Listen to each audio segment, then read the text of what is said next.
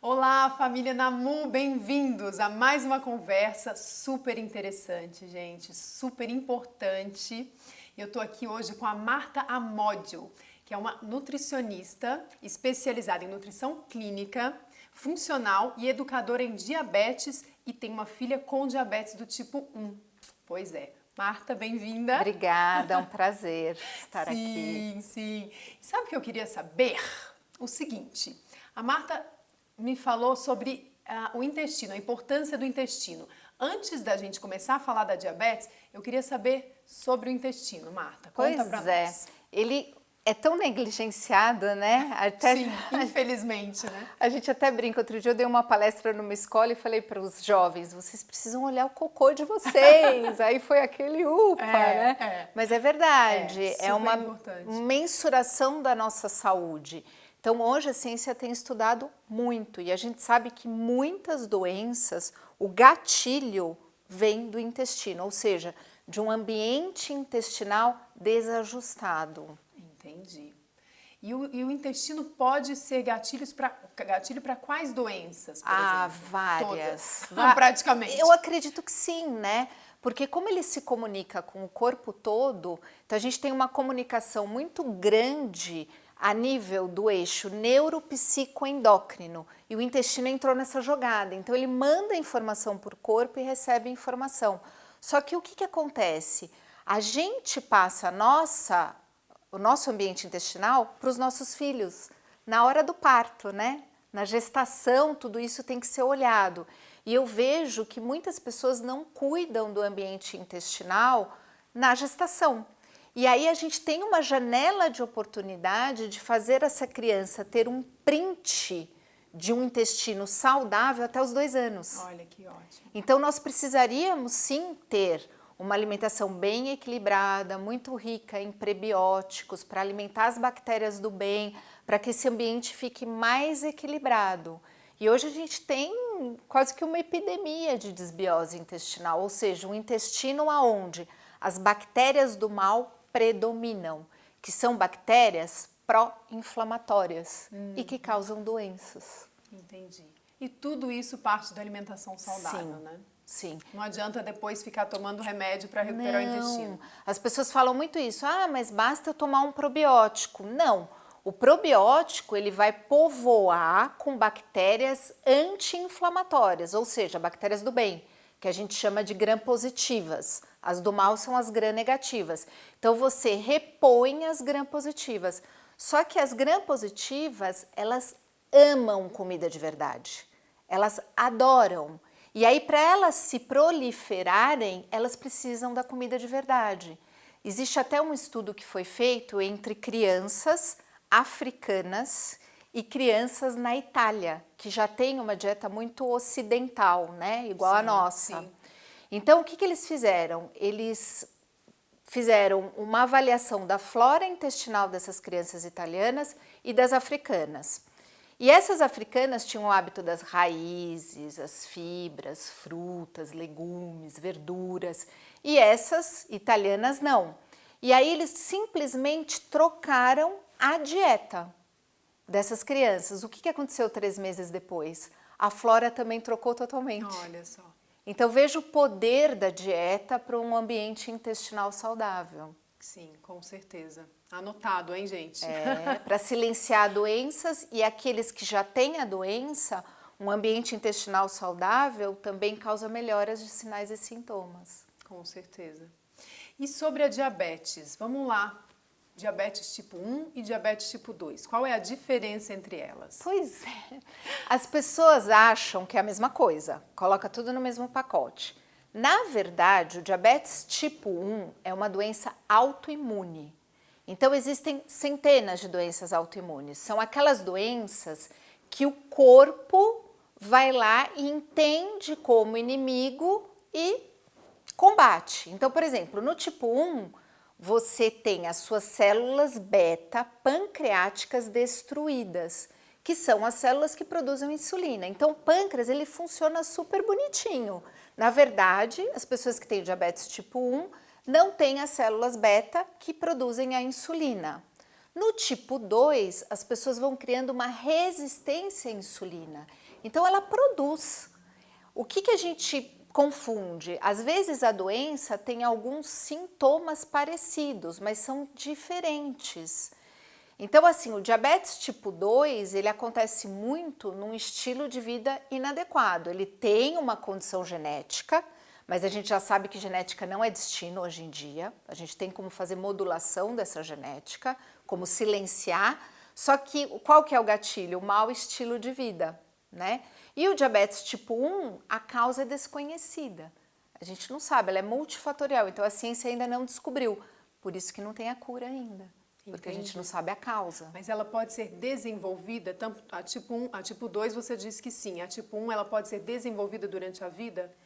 Então, você nasce com a predisposição de ter, né? E aí, em algum momento da vida, você aciona algum gatilho, né? Às vezes, muitos diagnósticos abrem depois de uma virose, depois de uma infecção, depois de algum trauma emocional muito forte. Era o que eu ia te perguntar. O emocional afeta também? Muito. E o emocional, ele afeta muito o controle de quem tem diabetes também. Então, você que tem diabetes precisa cuidar da mente. É um dos pilares do tratamento. Por quê? O que acontece? O nosso hormônio do estresse, que é o cortisol, ele se alimenta da glicose. Então, quando eu fico estressado, eu preciso de glicose para a produção desse hormônio do estresse. Então, a minha glicemia automaticamente eleva. Então, quem tem diabetes, seja tipo 1, tipo 2, na verdade todo mundo deveria cuidar da mente, claro, né? Claro. Mas para melhor controle da condição, tem que cuidar da mente. Tá. E para isso, pessoal, temos vários cursos no Namu para estresse e, enfim, alimentação. Legal. Aliás, a alimentação, quais são os principais mitos da alimentação para os diabéticos? Então, a gente acha sempre que quem tem diabetes precisa ter uma alimentação diferente. E não é.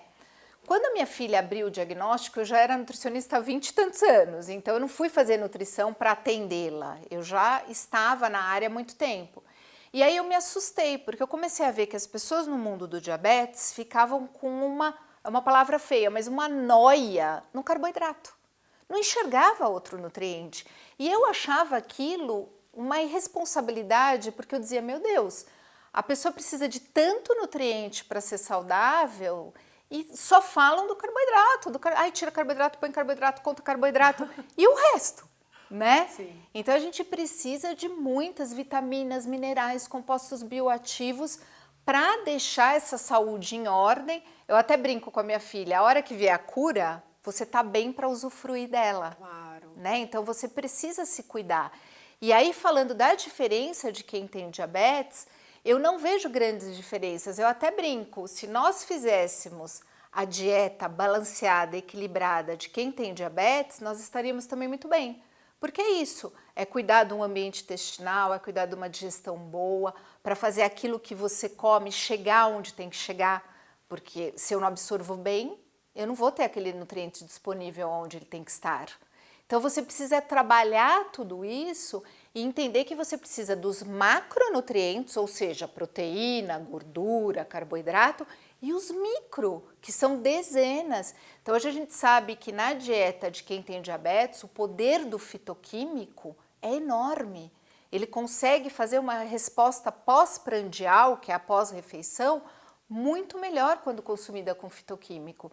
Por quê? O que seriam os exemplos de fitoquímico? Os chás, por exemplo, as frutas em geral, as frutas, verduras, legumes. Então, são substâncias que a gente precisa consumir em quantidade muito pequena, mas que tem um poder enorme na nossa saúde. Eles combatem os radicais livres. Então, quem tem uma doença crônica produz mais radical livre. E aí a gente precisa ter o quê? Uma estratégia anti-inflamatória, que vem muito das frutas, dos legumes, das verduras, que são alimentos super poderosos e que a gente infelizmente vê que as pessoas estão deixando de consumir, né? Que coisa, né, gente? Tá tudo na mão, praticamente, né? Tá tudo na feira. Não tá difícil, né, Ainda Marta? mais no Brasil. Claro, né? A gente tá num país tão rico nisso tudo, né? Tão rico. Sim. E a gente se priva de alguns alimentos às vezes até por mito, né? Não tem aquela história, ai, quem tem diabetes não pode comer fruta. Como assim, né? Um alimento com uma riqueza nutricional que é a fruta não pode? Pode, mas é isso. A gente precisa ver a individualidade bioquímica que não é só de quem tem diabetes. Então, em casa até minha filha sempre fala, às vezes meu marido fala assim, ah, não, isso aí não é verdade. Maria Clara fala assim, pai, eu tenho uma condição crônica, então eu sou super única. Super especial. Né? Todo mundo é único, Claro. mas quem tem uma condição crônica vai ter que olhar para a individualidade dele mais ainda. Claro. Agora, ela não pode comer algumas coisas que muita gente não deveria comer também, né? Então, por exemplo, numa festinha de criança, o que tem ali é praticamente Sim. jogado no lixo, né? Se a gente for fazer uma triagem. Exatamente, porque a gente tem na festinha o que predomina? A gordura do mal, que a gente fala, que é a gordura saturada, né? A gente tem muito carboidrato, e aí isso aliado gera um descontrole glicêmico não só imediato, mas tardio. Por quê? Quando a gente consome muita gordura, essa gordura vai elevar a nossa glicemia 5, às vezes 8 horas depois. E não só o fato da questão da gordura com carboidrato, mas o poder inflamatório.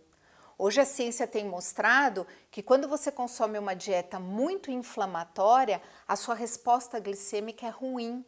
E aí o que acontece? Você entra num ciclo vicioso infernal no nosso hábito. Porque quantos não comem pão com manteiga no café sem fruta nenhuma? Né? Aí depois vai para um almoço sem legume e verdura nenhum. A falta do fitoquímico e o poder da dieta inflamatória, que não vai trazer saúde para aquele intestino. Então veja que está tudo interligado. Sim, sim. E como que seria um café da manhã e um almoço saudável para os diabéticos? Olha, o que a gente prioriza na questão do diabetes é uma quantidade de fibra adequada, que vai melhorar essa resposta glicêmica, uma quantidade boa de fitoquímico, que a gente já falou, e aí trazer os carboidratos mais do bem. E não esquecer da proteína. Então o café da manhã ele precisa ser uma refeição completa, ele precisa ter proteína, gordura do bem, ele precisa ter a carga de fitoquímico, ele precisa ter também fibra. Então um exemplo, você pode consumir o ovo, né, que é uma proteína. Ah, mas eu sou vegano, porque hoje tem aumentado muito essa proposta do veganismo. Tudo bem, você consome uma proteína vegetal, não tem problema nenhum. O que você precisa ter são aminoácidos essenciais naquele momento, até para você ter energia para o dia. Exatamente. Mas, de novo, eu também faço esse café da manhã, não tenho diabetes, não tenho nada com a minha glicemia, mas é uma coisa, é uma combinação ideal. Aí uma fruta, essencial nesse momento de início do dia, uma estratégia antioxidante, uma fibra de adição, o que pode ser? Pode ser um farelo de aveia, pode ser um farelo de quinoa, enfim, a gente tem tantas coisas hoje disponíveis, né? A chia, então dá para você compor a proteína e trazer um carboidrato de boa qualidade, que é o carboidrato da fruta, que é de excelente qualidade, trabalhar com os fitoquímicos, então dá para a gente ter muita criatividade, né? Aqui que tem os cursos de culinária, dá para ter muita receita incluindo esses grupos alimentares, variando a alimentação, porque a gente também não pode entrar na monotonia alimentar, é outro erro. Quer ficar doente, seja monótono. Então o corpo não gosta de monotonia, a gente tem a mania assim, sempre comer a mesma coisa no café da manhã, no almoço, no jantar, né? Não pode. Não pode, a natureza nos mostra isso. Por que a gente tem alimento da época? Agora que a gente está no outono e inverno, vocês já pensaram sobre isso? Quais são os alimentos do outono e inverno? Os ricos em vitamina C. Olha como a natureza é sábia. Né? Exatamente, é um momento que a gente está mais predisposto a pegar alguma gripe, alguma coisa. E aí a gente fica tomando suplemento. E não pode a fruta, né? Realmente. É uma incoerência, não é verdade? Aliás, um parêntese, você falou da chia, e eu ouvi há pouco tempo que a chia deve ser hidratada antes de consumida, né? Porque senão ela faz um efeito contrário, ela puxa a água do intestino. Sim. Ela é porque aí fica com a digestão mais fácil. Lembra que a gente falou do nutriente chegar onde ele tem que chegar? Sim. Então essas técnicas de preparo, as técnicas culinárias, elas são muito importantes. Com certeza, sim. E quais são os alimentos que você falaria são vilões? Esse deixa longe da sua O açúcar. o açúcar. O Começar por açúcar, ele. eu acho, os refinados, eu acho que é uma coisa que a gente precisa repensar. Então, o açúcar, o excesso de sódio que a gente estava falando, Sim. né? Então, a gente fala tanto do açúcar Esquece o sódio, e esquece o sódio, que é também... o brasileiro hoje, ele consome em média 13 gramas de sal por dia, sendo que a recomendação é 5. Então, imagina o poder inflamatório desse excesso de sal na nossa alimentação. As farinhas refinadas, e eu acho que um grande vilão que a gente esquece um pouco são os industrializados. Então, o que eu falo, costumo dizer para as pessoas, eu não sou contra o alimento industrializado, eu só acho que nós deveríamos comer mais alimentos naturais e menos industrializados. E hoje a gente faz o contrário. Sim. A gente esquece dos naturais, então... Descasca menos e desembala mais. Sim, exatamente. E a gente precisa mudar isso para termos mais saúde. Então não é que é proibido, mas a gente precisa ter o domínio da nossa alimentação, o alimento dominante tem que ser o mais natural possível. Entendi. E existe uma diferença na alimentação para o diabético tipo 1 e o diabético tipo 2? Não existe, mas o que existe muito fortemente é como o diabetes tipo 1 é uma condição autoimune, a grande luta é evitar que esse paciente produza outras doenças autoimunes, porque ele tem a porta aberta, né? Que a gente até já falou do intestino. Então precisa sempre manter o intestino muito saudável e tentar fechar essa porta dessa predisposição a outras doenças autoimunes. Então é muito comum você ter uma pessoa que tem diabetes tipo 1 e tem a doença celíaca, por exemplo, que tem artrite reumatoide, que tem a tiroidite de Hashimoto, que são condições autoimunes. Então a luta através da alimentação e da suplementação é evitar que esse paciente desenvolva outras doenças autoimunes, que é muito difícil já ter uma, imagina 2, 3, 4. Com certeza. E voltando para o intestino, alguma dica para manter o intestino lindo e todo cheio de pelinhos, né? Porque eu ouvi dizer que é uma escova, é como se fosse uma escova com várias curvas, né? E a gente precisa deixá-lo do jeito que ele nasceu. Sim. Então, na verdade, tudo altera o intestino. Tudo que a gente fala, a gente sabe que altera o nosso ambiente intestinal. Exemplo, estresse, que você estava até falando das questões dos cursos que tem aqui para trabalhar a mente. Essencial, porque aí você vai ter um intestino mais saudável sendo menos estressado. Isso é essencial. Quanto à alimentação, o que a gente sabe é que os ácidos graxos, como o ômega 3, ele melhora o muco do intestino. Então, quanto mais a minha parede de muco é grossa, mais protegido está o meu intestino. Então, o ômega 3 é um suplemento poderoso. Que está no peixe, que está nos linhaça, peixes. Isso. Quais outros exemplos? Na chia. A gente tem a sardinha, né, que é muito rica em ômega 3. Mas, no caso de uma doença, o que é ideal é a suplementação. Aí vê com a sua nutricionista qual é, né, a dosagem da suplementação, porque varia que tipo de ômega você tem que usar, mas a gente sabe que o ômega tem esse poder de manter a parede de muco mais grossa. E aí você protege mais. A questão dos alimentos prebióticos, então os alimentos que vão alimentar as bactérias do bem do intestino. Resumidamente, frutas, verduras e legumes. Não tem como escapar. Que lindo, né? Eles gente? amam, adoram. Não adianta. Não tá difícil, né, gente? Não é difícil. E menos industrializado, porque é isso, o industrializado, o açúcar, o sal, ele vai desequilibrar esse ambiente. Então, tudo isso que a gente está falando é para trazer o ambiente intestinal mais saudável.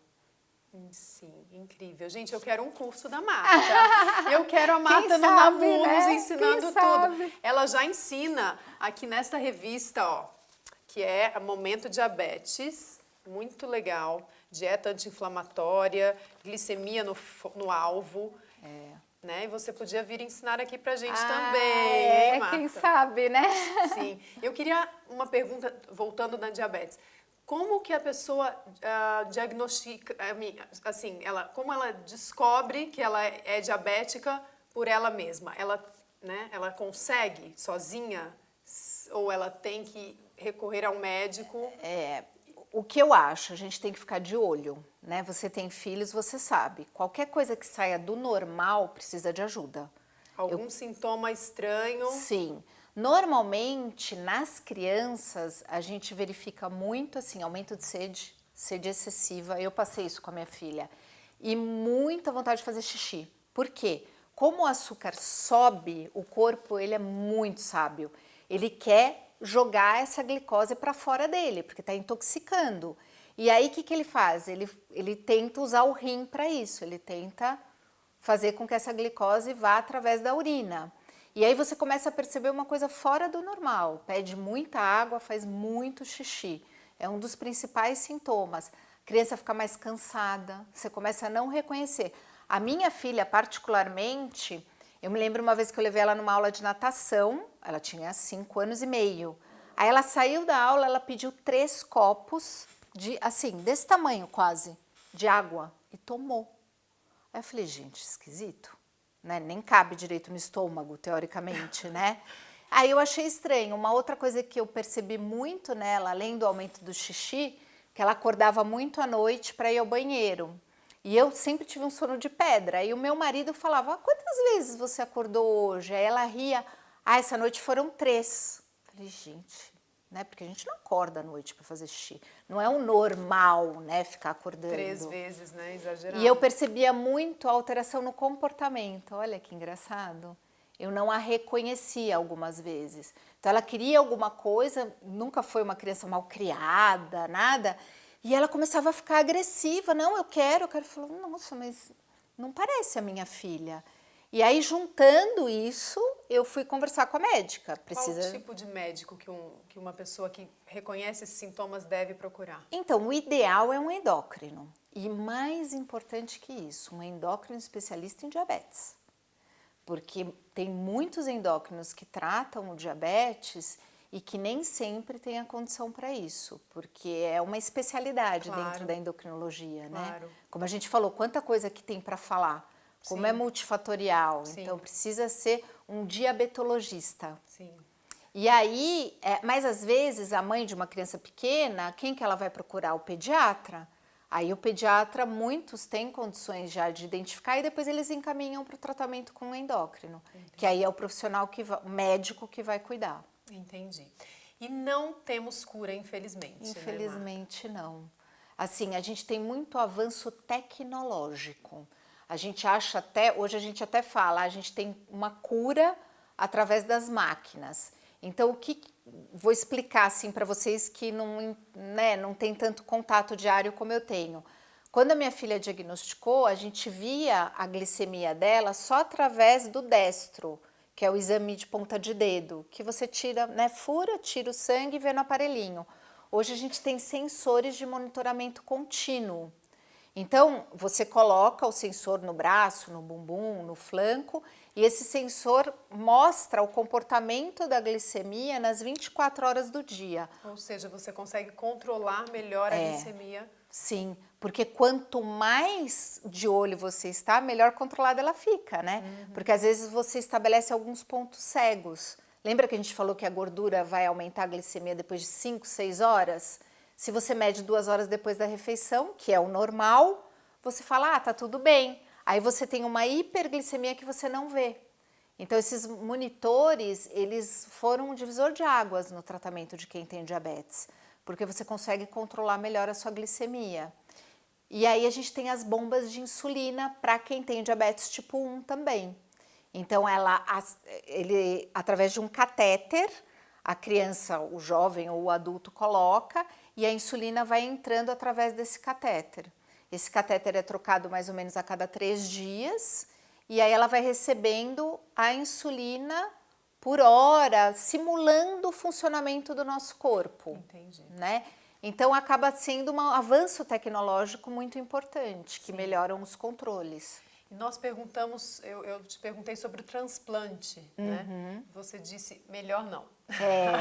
Por enquanto não. A gente tem grupos de estudos, inclusive um grupo aqui do Brasil que estuda bastante isso, mas o que acontece? Quando você recebe um transplante, você precisa tomar uma medicação para o resto da vida, que são os imunossupressores, que é para você não rejeitar aquele corpo estranho. E quando você tem diabetes tipo 1, você não toma uma medicação, você faz uma reposição hormonal. Ou seja, eu não produzo insulina, porque eu tenho diabetes tipo 1, e aí a insulina é um hormônio. Então eu recebo esse hormônio de fora, meu corpo não produz, mas eu injeto.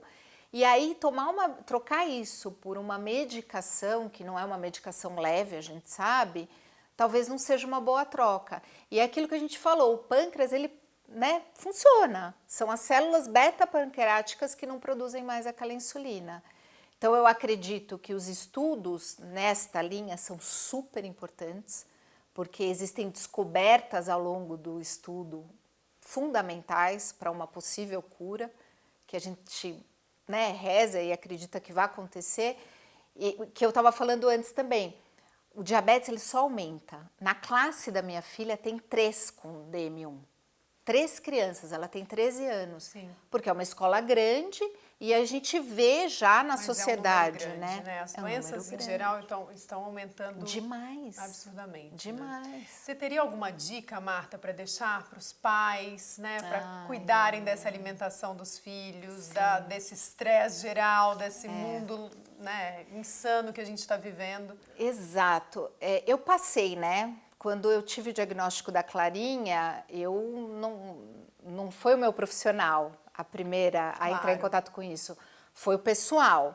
Então é muito comum quando você tem uma notícia de uma doença crônica que não tem cura, da pessoa mais importante da sua vida, que é o seu filho, você entra numa fase de luto.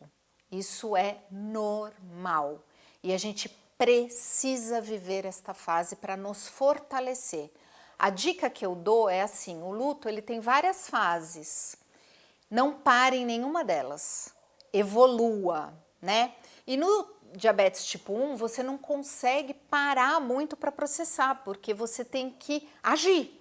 A criança tem que receber insulina, muitas têm que mudar a alimentação porque já não tinham uma alimentação adequada, equilibrada, comia muito errado. Então é um momento que a família precisa se unir muito, porque o diabetes não é só dessa criança, o diabetes é da família inteira, dos irmãos, do pai, da mãe, de todo mundo. Então a gente precisa de apoio, a gente precisa muito ter fé, acreditar nas coisas, porque senão a gente não consegue seguir em frente. E entender que aquele tsunami vai passar, a gente passa por ele e toda a dor, toda a rejeição, tudo que a gente passou no momento de luta, vai nos fortalecer para a gente lidar com essa condição para o resto da vida, porque não tem cura. Então não adianta, a gente tem que agir, da melhor forma possível. E até essa questão da alimentação, que as pessoas falam muito, ai não, agora eu não tenho açúcar na minha casa por causa do fulano que tem diabetes. Não, você não tem açúcar porque ninguém deve comer açúcar. Exatamente. Excesso de açúcar Olhando ninguém. para o lado cheio do copo, pode ser um benefício para todos, Exatamente. Então não é essa criança que precisa fazer atividade física, somos todos nós. Está ali nas diretrizes da Organização Mundial de Saúde, todo mundo tem que se exercitar todos os dias. E a família às vezes olha para a criança dizendo, você não pode, você... Não, é todo mundo.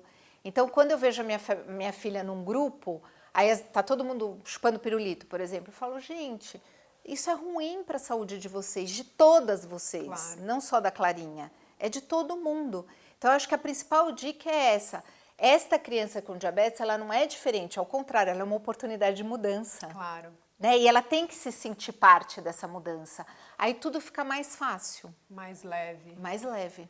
E mais bonito, né? Afinal de contas, a vida é uma dádiva, independente de como a gente chegou aqui. Exatamente. Em quais condições. Eu vejo muitos depoimentos, tanto de pacientes como de pessoas que têm doenças crônicas, falando, eu não sou a minha doença, Então, você não pode pôr uma condição acima do que você é. Isso faz parte da sua vida, como um que usa óculos, o outro que tem uma depressão, o outro que tem problema de hipertensão. Cada um tem a sua coisinha, a sua questão. E isso não determina quem você é. Isso tem que ficar muito claro para as famílias. Porque senão, naquela ideia de cuidar demais, de querer colocar numa bolha, você estraga tudo. Com certeza. Acho que essa é a maior dica. Incríveis essas palavras da Marta Armodio. Estou super feliz com a nossa entrevista, aprendi muito, não conhecia a diabetes a fundo, não conhecia as oportunidades de mudança que a diabetes pode trazer na vida, na família.